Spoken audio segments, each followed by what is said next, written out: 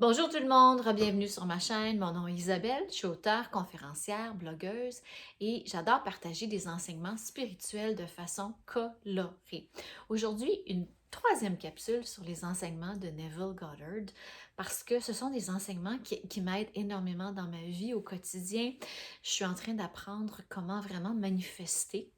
Et c'est ça le secret, hein? On parle du film Le Secret, le livre Le Secret, mais ça existe véritablement.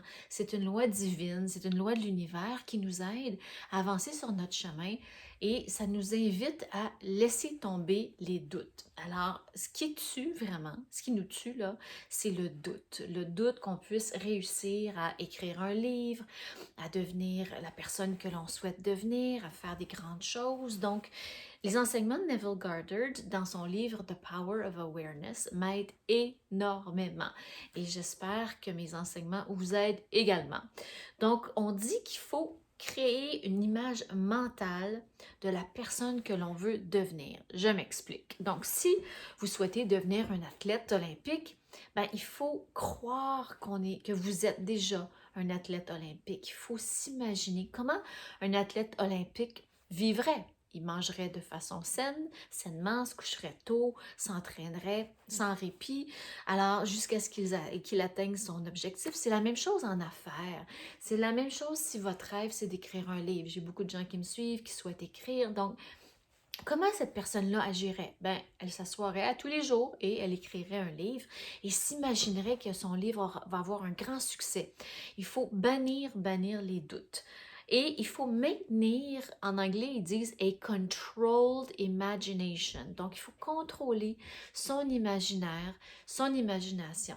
Donc, c'est pas toujours facile de maintenir une vision positive de soi-même, de sa vie, surtout en ce moment, on est peut-être dans une période de grand changement, grand chamboulement, comme j'en parle beaucoup dans mon livre Splendeur.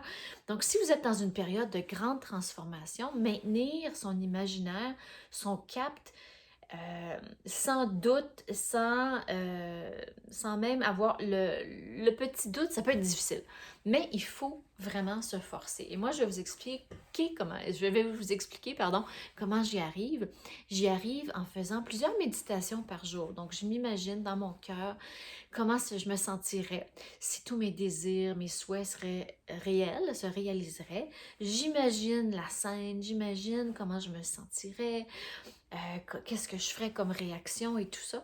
Et ça fonctionne vraiment. Donc, il faut avoir un sustained attention, une attention continue sur ce qu'on souhaite obtenir avec un focus qui est laser, un focus de laser.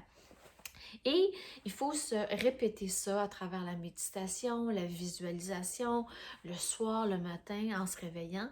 Et envoyer ça dans l'univers et se dire que c'est déjà réglé avec la source divine, avec Dieu. Appelez ça comme vous voulez. En anglais, ils disent Rest in the Lord.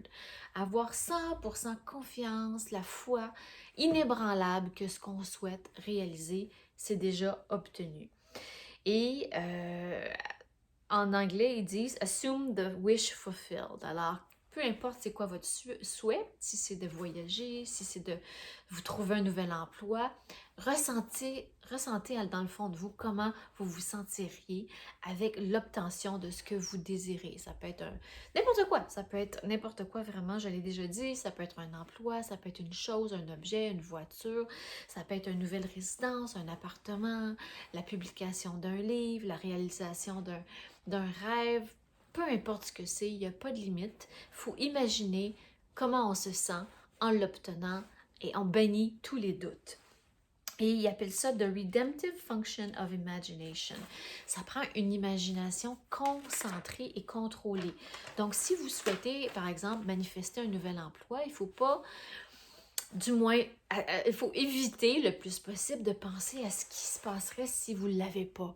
Ce qui se passerait si quelqu'un d'autre l'obtiendrait. Si vous imaginez une scène où on vous refuse l'emploi, où on vous dit que vous n'êtes pas qualifié, il faut essayer de bannir ça de notre imaginaire le plus possible.